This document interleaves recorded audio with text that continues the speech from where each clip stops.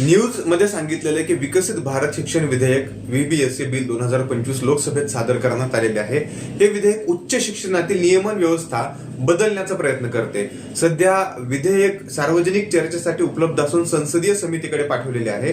विधेयकाचा मूळ उद्देश काय आहे तर विकसित भारत 2047 या उद्दिष्टांची सुसंगत उच्च शिक्षणामध्ये सुधारणा करणे, विद्यापीठांना अधिक स्वायत्तता देणे, अतिनियमन म्हणजे जे ओव्हर रेग्युलेशन आहे ते कमी करणे, अध्यापन, संशोधन व इनोव्हेशन मध्ये हे या गोष्टी बळकट करणे।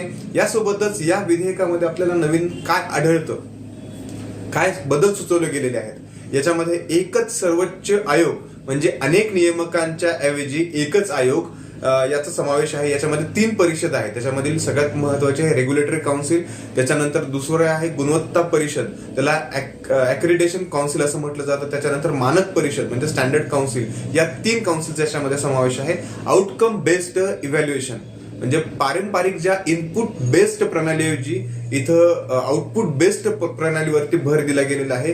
विद्यापीठांना अधिक स्वायत्तता दिली गेलेली आहे। अभ्यासक्रम ठरवण्याचं स्वातंत्र्य सुद्धा विद्यापीठांना दिलं गेलेलं आहे।